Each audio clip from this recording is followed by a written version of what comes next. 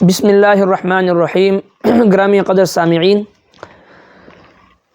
رمضان المبارک کے اس آخری عشرے کے اعمال میں سے ایک واجب عمل جس کو صدقہ فطر کہتے ہیں،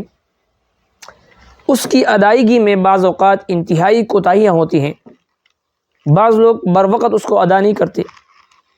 حالانکہ رحمت دو عالم صلی اللہ علیہ وسلم نے اس کی فضیلت بیان فرمائی ہے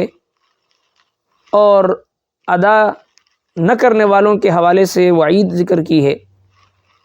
اور حدیث پاک میں ہے کہ روزہ معلق رہتا ہے جب تک صدقہ فطر ادا نہ کی جائے، وہ قبولیت کے مقام و مرتبے کو نہیں پہنچتا۔ لہٰذا کوشش کریں گے ہم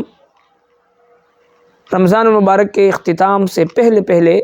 صدقہ فطر ادا کریں، تاکہ معاشرے کے وہ سفید پوش لوگ جو مستحق لوگ ہیں وہ بھی عید کی خوشیوں میں ہمارے ساتھ شریک ہو سکیں۔ دوسری بات یہ ہے کہ بعض لوگ ادا تو کرتے ہیں لیکن جو مستحق ہوتے ہیں ان مستحقین تک نہیں پہنچاتے، اور ان لوگوں کو دے دیتے ہیں جو صاحب نصاب ہوتے ہیں اور جو پروفیشنل لوگ ہوتے ہیں، جو اس مانگنے کو اور یہ بیکاری لوگ جو ہوتے ہیں اکثر ان میں صاحب نصاب اور مستحق نہیں ہوتے، صاحب نصاب ہوتے ہیں۔ تو لہٰذا صدقہ فطر کو ادا کرنا اور پھر اس کے صحیح مستحقین تک پہنچانا، جیسے اہل مدارس کے طلباء جو الحمدللہ لاکھوں کی تعداد میں قرآن و سنت کی تعلیمات حاصل کر رہے ہیں، اور مدارس کے اندر ان کو فی سبیل اللہ یہ تعلیم دی جاتی ہے قرآن و سنت کی بلا معاوضہ، بغیر کسی خرچے کے، بغیر کسی فیس کے۔ تو یہ مدارس کا جو نظام اس ملک کے اندر چل رہا ہے اس وقت الحمدللہ پوری دنیا کے سطح پر پہلی پوزیشن حاصل کی حافظ ابو بکر نے، جو کہ اس ملک کے لیے ایک اعزاز اور فخر کی بات ہے۔ ایسے بچے کون پیدا کر رہے ہیں؟ یہ اہل مدارس پیدا کر رہے ہیں۔ تو اس رمضان المبارک میں آنے والے سال کے لیے طلباء کرام کے لیے انتظامات کیے جاتے ہیں،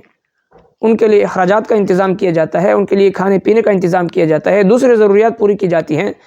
تو ہمیں چاہیے کہ ہم اپنے قرب و جوار میں جو مدارس ہیں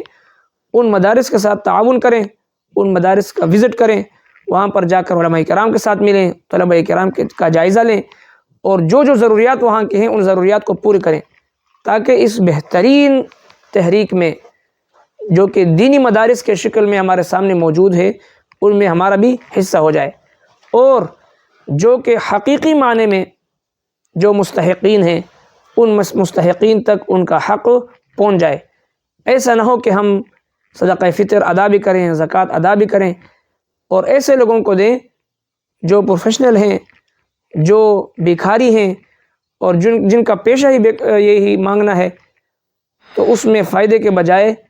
نقصان کا اندیشہ ہے۔ اللہ رب کائنات ہمیں عمل کرنے کی توفیق عطا فرمائے۔ وما علینا الا البلاغ۔